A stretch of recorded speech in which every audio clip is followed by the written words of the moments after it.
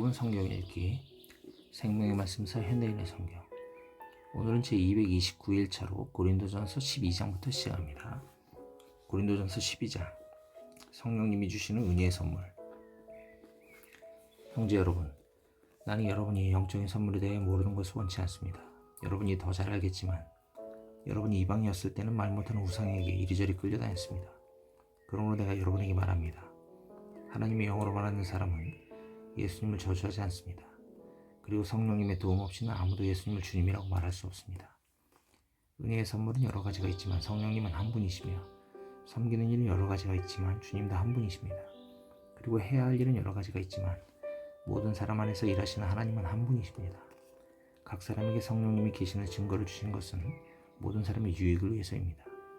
어떤 사람에게는 성령님이 지혜의 말씀을 주시고, 어떤 사람에게는 같은 성령님이 지식의 말씀을, 어떤 사람에게는 믿음을, 어떤 사람에게는 병 고치는 능력을, 어떤 사람에게는 기적 행하는 능력을, 어떤 사람에게는 예언하는 능력을, 어떤 사람에게는 영들을 분별하는 능력을, 어떤 사람에게는 여러 가지 방언하는 능력을, 어떤 사람에게는 방언을 통역하는 능력을 주십니다. 이 모든 것은 같은 한 성령님이 하시는 일입니다. 성령님은 자기가 원하시는 대로 각 사람에게 이런 은혜의 선물을 나눠주십니다. 한 몸과 많은 지체. 몸은 하나이지만 많은 지체가 있고, 몸에 지체가 많아도 그것이 다 한 몸인 것과 같이 그리스도도 그와 같습니다. 우리는 유대인이든 이방인이든 종이든 자유인이든 모두 한 성령님으로 세례를 받아 한 몸이 되었고 한 성령님을 모시고 있습니다. 몸은 한 지체로 되어 있는 것이 아니라 많은 지체로 되어 있습니다. 만일 발이 나는 손이 아니므로 몸에 속한 것이 아니다 라고 말한다 해서 몸에 속하지 않은 것이 아닙니다. 또 귀가 나는 눈이 아니므로 몸에 속한 것이 아니다 라고 말한다 해서 몸에 속하지 않은 것이 아닙니다. 만일 온몸이 다 눈이라면 어떻게 들으며 온몸이 다 귀라면 어떻게 냄새를 맡겠습니까? 그러나 하나님은 자기가 원하시는 대로 한 몸에 여러 가지 다른 지체를 두셨습니다. 만일 모두 한 지체뿐이라면 몸은 어디입니까? 그래서 지체는 많아도 몸은 하나입니다. 그러므로 눈이 손에게 너는 내게 필요 없다고 하거나 머리가 발에게 너는 내게 필요 없다고 할 수 없습니다. 몸 가운데 약해 보이는 지체가 오히려 더 필요합니다. 우리는 몸 가운데서 별로 중요하게 생각되지 않는 부분을 더욱 중요하게 여기고, 또 별로 아름답지 못한 부분을 더욱 아름답게 꾸밉니다. 그러나 아름다운 부분에 대해서는 그럴 필요가 없습니다. 이처럼 하나님께서는 하찮은 부분을 더욱 귀하게 여겨 몸의 조화를 이루게 하셨습니다. 그래서 몸 안에 분열이 없이 모든 지체가 서로 도와나갈 수 있게 하신 것입니다. 만일 한 지체가 고통을 당하면 모든 지체도 함께 고통을 당하고, 한 지체가 영광을 받으면 모든 지체도 함께 기뻐합니다. 여러분은 그리스도의 몸이며 여러분 한 사람 한 사람은 그 몸의 각 지체입니다. 그리고 하나님은 교회 안에 이런 지체들을 세우셨는데, 첫째는 사도요, 둘째는 예언자이며 셋째는 교사요, 그 다음은 기적 행하는 사람, 다음은 병 고치는 사람, 남을 돕는 사람, 다스리는 사람, 방언을 하는 사람들입니다. 모든 사람이 다 사도나 예언자나 교사나 기적을 베푸는 사람은 될 수 없지 않습니까? 또 모든 사람이 다 병을 고치거나 방언을 하거나 통역을 할 수도 없지 않습니까? 여러분은 더욱 큰 은혜의 선물을 사모하십시오. 나는 여러분에게 더 좋은 길을 보여드리겠습니다. 고린도전서 13장. 사랑. 내가 사람의 방언과 천사의 말을 하더라도 사랑이 없으면 소리나는 노새와 울리는 꽹과리에 지나지 않습니다. 내가 예언하는 능력을 가졌고 온갖 신비한 것과 모든 지식을 이해하고 산을 옮길 만한 믿음을 가졌다 하더라도 사랑이 없으면 아무것도 아닙니다. 내가 가지고 있는 모든 것을 가난한 사람들에게 나눠주고 또 내 몸을 불사르게 내어준다고 해도 사랑이 없으면 그것이 나에게 아무 유익이 되지 않습니다. 사랑은 오래 참고 친절하며 질투하지 않고 자랑하지 않으며 잘난 체하지 않습니다. 사랑은 버릇없이 행동하지 않고 이기적이거나 성내지 않으며 악한 것을 생각하지 않습니다. 사랑은 불의를 기뻐하지 않고 진리와 함께 기뻐합니다. 사랑은 모든 것을 참으며 모든 것을 믿으며 모든 것을 바라고 모든 것을 견딥니다. 사랑은 결코 없어지지 않습니다. 그러나 예언도 없어지고 방언도 그치고 지식도 사라질 것입니다. 우리가 부분적으로 알고 부분적으로 예언하지만 완전한 것이 올 때는 부분적인 것이 없어질 것입니다. 내가 어렸을 때에는 어린아이처럼 말하고 생각하고 판단하였으나 어른이 되어서는 어렸을 때의 일을 버렸습니다. 우리가 지금은 거울을 보는 것 같이 희미하게 보이지만 그때에는 얼굴과 얼굴을 맞대고 볼 것이며, 지금은 내가 부분적으로 알지만 그때에는 하나님이 나를 아신 것처럼 내가 완전하게 알게 될 것입니다. 그러므로 믿음, 희망, 사랑, 이 세 가지는 항상 남아있을 것이며 그 중에 제일 큰 것은 사랑입니다. 고린도전서 14장. 예언과 방언. 여러분은 사랑을 추구하고 영적인 선물을 사모하며 특별히 예언을 하도록 하십시오. 방언을 하는 자는 사람에게 말하는 것이 아니라 하나님에게 말합니다. 이것은 아무도 그의 말을 알아들을 수 없는데도 그는 영어로 신비한 것을 말하기 때문입니다. 그러나 예언하는 자는 사람에게 덕을 말하여 덕을 세우고 격려하며 위로합니다. 방언하는 사람은 자기 덕을 세우지만 예언하는 사람은 교회의 덕을 세웁니다.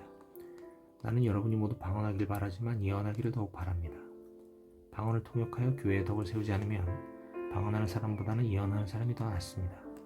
형제 여러분, 내가 여러분에게 가서 방언으로만 말하고 계시나 지식이나 예언이나 교훈을 말하지 않는다면 여러분에게 무슨 유익이 되겠습니까? 필이나 검은고와 같은 생명 없는 것이 소리를 낼 때 명확하게 구별된 소리를 내지 않으면 필이 부는 것인지 검은고 타는 것인지 어떻게 알겠습니까? 만일 나팔이 분명한 소리를 내지 않으면 누가 전쟁 준비를 하겠습니까? 여러분도 마찬가지입니다. 여러분이 혀로 알아듣기 쉬운 말을 하지 않는다면 그 말을 누가 이해하겠습니까? 그렇게 되면 결국 허공에다 말하는 셈이 됩니다. 세상에는 수많은 말이 있으나 뜻없는 말은 하나도 없습니다. 만일 내가 어떤 사람의 말을 알아듣지 못한다면 내가 말하는 사람에게 외국인처럼 되고 그도 나에게 외국인처럼 될 것입니다. 그러므로 여러분도 영적인 선물을 사모하는 사람들이므로 교회의 덕을 세우기 위해 최선을 다하십시오. 방언하는 사람은 통역하도록 기도하십시오.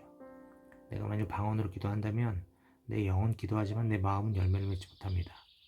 그러면 내가 어떻게 해야 되겠습니까? 나는 영으로 기도하면서 마음으로 기도하고 영으로 찬송하면서 마음으로 찬송하겠습니다. 만일 여러분이 영어로만 찬양하고 감사한다면 방언을 모르는 사람들이 여러분의 말을 알아듣지 못하는데 어떻게 여러분의 감사에 아멘할 수 있겠습니까? 아무리 감사와 찬양을 훌륭하게 드렸다 하더라도 다른 사람에게는 유익이 되지 않습니다. 나는 여러분보다 방언을 더 많이 하는 것을 하나님께 감사하고 있습니다. 그러나 나는 교회에서 1만 마디 방언을 하는 것보다 오히려 남을 가르치기 위해 알아들을 수 있는 5마디 말을 하고 싶습니다. 형제 여러분, 아이들처럼 생각하지 마십시오. 악에 대해서는 어린아이가 되고 생각하는 일에는 어른이 되십시오. 율법에서도 알아들을 수 없는 이상한 말을 짓거려대는 외국 사람을 통해 내가 이 백성에게 말해도 그들은 내 말을 듣지 않을 것이다 라고 주께서 말씀하셨습니다. 그러므로 방언은 믿는 사람을 위한 것이 아니라 믿지 않는 사람을 위한 표이며 반면에 예언은 믿지 않는 사람을 위한 것이 아니라 믿는 사람을 위한 표입니다. 만일 온 교회가 모여서 모두 방언을 하고 있을 때 그것을 모르는 사람들이나 불신자들이 들어와서 여러분을 보면 미쳤다고 하지 않겠습니까? 그러나 모든 사람이 예언하고 있을 때 불신자라 방언을 모르는 사람들이 들어오면 그들의 말에 양심의 가책을 받고 자기가 주인이라는 것을 깨닫게 됩니다. 그리고 자기 속에 숨은 것까지 드러나게 되어 마침내 하나님께서 정말 여러분과 함께 계십니다 하며 무릎을 꿇고 하나님께 경배할 것입니다. 예배규칙.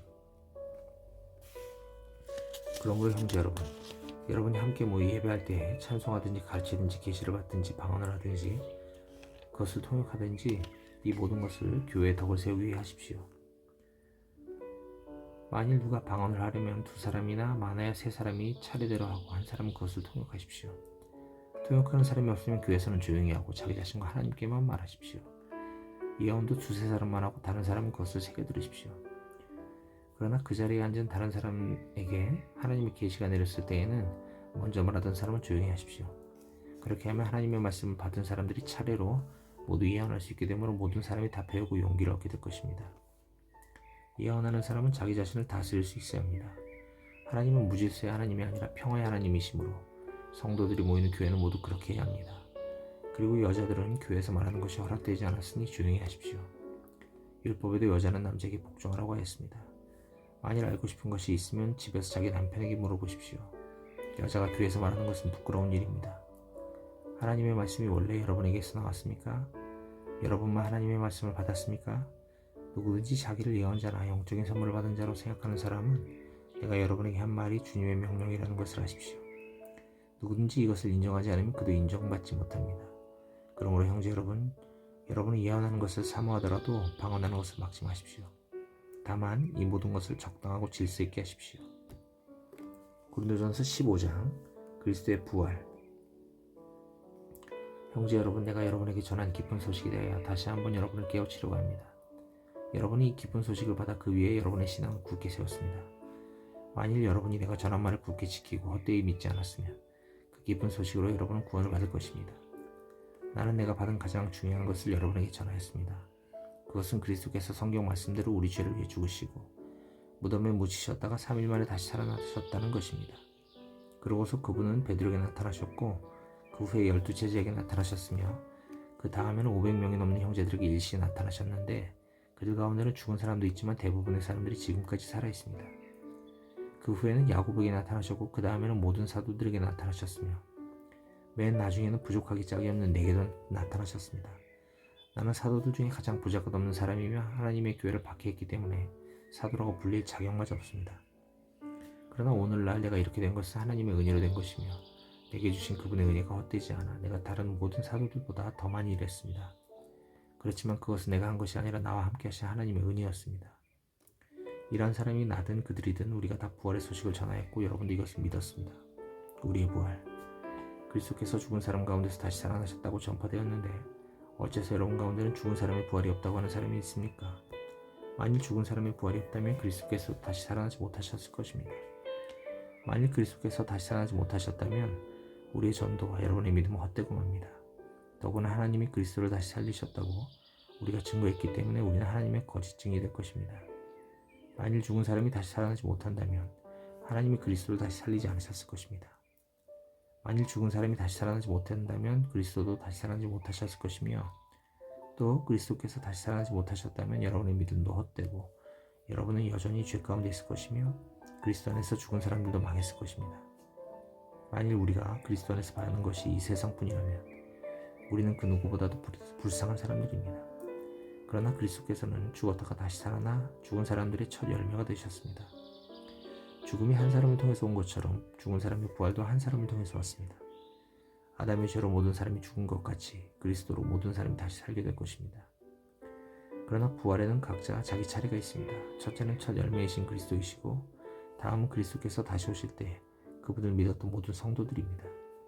그런 다음 세상의 종말이 올 것이며 그때 그리스도께서는 영계와 지상의 모든 통치권과 권세와 능력을 없애버리고 나라를 하나님 아버지께 넘겨드릴 것입니다. 그리스도께서 모든 원수들을 자기 발 아래 굴복시킬 때까지 왕으로서 다스리셔야 합니다. 그리고 멸망받을 최후의 원수는 죽음입니다. 성경은 하나님이 모든 것을 그의 발 아래 복종하게 하셨습니다라고 말합니다. 그러나 모든 것을 그의 발 아래 복종하게 하셨다고 말할 때 모든 것을 그리스도에게 복종시키신 하나님은 여기에 포함되지 않는 것이 분명합니다. 하나님이 이렇게 하신 때에는 아들 자신도 모든 것을 그에게 복종시키신 분에게 복종하게 되어 결국 하나님만이 만물을 다스리시게 됩니다. 만일 부활이 없다면 죽은 사람들을 위해 세례받는 사람들이 무엇을 하겠습니까? 죽은 사람이 살아나지 못한다면 어째서 그들을 위해 세례를 받습니까? 또 무엇 때문에 우리가 끊임없는 위험을 당해야 합니까? 형제 여러분, 우리 주 그리스도 예수님 안에서 내가 여러분을 자랑스럽게 생각하는 것만큼 확실하게 말하지만 나는 날마다 죽습니다. 내가 만일 인간적인 생각으로 에베소에서 사나운 짐승들과 싸웠다면 내게 무슨 유익이 있었겠습니까? 만일 죽은 사람이 다시 살아나지 못한다면 내일 죽을 텐데 먹고 마시자 할 것입니다. 여러분은 속지 마십시오. 악한 친구와 사귀면 좋은 버릇마저 그르치게 됩니다. 정신을 똑바로 차리고 죄를 짓지 마십시오. 여러분 가운데 아직도 하나님을 제대로 알지 못하는 사람이 있기에 내가 여러분을 부끄럽게 하려고 이런 말을 합니다. 부활의 몸. 그러나 죽은 사람이 어떻게 다시 살아나면 어떤 몸을 갖게 됩니까? 하고 묻는 사람이 있을지 모르지만 그것은 어리석은 질문입니다. 여러분이 뿌리는 씨가 죽지 않으면 살아나지 못합니다. 여러분이 뿌리는 것은 형체를 갖춘 식물이 아니라 밀이나 그 밖에 다른 씨앗입니다. 그러나 하나님이 자기가 원하시는 대로 그 씨앗 하나하나의 본래 형체를 주십니다. 육체라고 해서 다 같은 것이 아니라 사람의 육체와 짐승의 육체와 새의 육체와 물고기의 육체는 각각 다릅니다. 하늘의 형체도 있고 땅의 형체도 있으나 그 영광이 각각 다르며 해와 달과 별의 영광이 다르고 별과 별의 영광도 다 다릅니다. 죽은 사람의 부활도 이와 같습니다. 몸은 묻히면 썩지만 썩지 않을 것으로 다시 살아납니다. 천한 몸으로 묻히지만 영광스러운 몸으로 다시 살아나며 약한 몸으로 묻히지만 강한 몸으로 다시 삽니다. 육체의 몸으로 묻히지만 영의 몸으로 다시 살아납니다. 육체의 몸이 있으면 영의 몸도 있는 것입니다. 성경의 첫사람 아담은 산 존재가 되었다라고 쓰여 있으나 마지막 아담인 그리스도는 생명을 주시는 영이 되셨습니다. 그러나 영적인 것보다 육적인 것이 먼저 왔으며 그 다음에 영적인 것이 왔습니다. 첫사람 아담은 땅에서 흙으로 빚어졌지만 둘째 사람 예수님은 하늘에서 오셨습니다. 흙에 속한 사람들은 흙으로 만들어진 아담과 같고 하늘에 속한 사람들은 하늘에서 오신 그리스도와 같습니다. 우리가 지금은 흙으로 빚은 사람의 몸을 지니고 있으나 언젠가는 하늘에서 오신 그리스도와 같은 몸을 갖게 될 것입니다. 형제 여러분, 내가 여러분에게 말하지만 살과 피는 하나님의 나라를 물려받을 수 없으며 또 썩을 것은 썩지 않을 것을 물려받을 수는 없습니다. 내가 이제 한 가지 비밀을 말하겠습니다. 그것은 우리가 죽지 않고 모두 변화된다는 것입니다. 마지막 나팔 소리가 울릴 때 눈 깜짝할 사이에 죽은 사람들이 썩지 않을 사람으로 다시 살아날 것이며 우리는 모두 변화될 것입니다. 이 썩을 것이 썩지 않을 몸을 입고 이 죽을 것이 죽지 않을 몸을 입을 수밖에 없습니다. 이런 일이 일어날 때에는 승리가 죽음을 삼켜버렸다라는 성경 말씀이 이루어질 것입니다. 죽음아 너의 승리가 어디 있느냐? 죽음아 내가 쏘는 곳이 어디 있느냐? 죽음이 쏘는 곳은 죄이며 죄의 힘은 율법입니다. 그러나 우리 주 예수 그리스도를 통해 우리에게 승리를 주신 하나님께 감사합시다. 나의 사랑하는 형제 여러분, 그러므로 굳게 서서 흔들리지 말고 항상 주님의 일에 열심을 다하십시오. 주님을 위한 여러분의 수고는 결코 헛되지 않을 것입니다.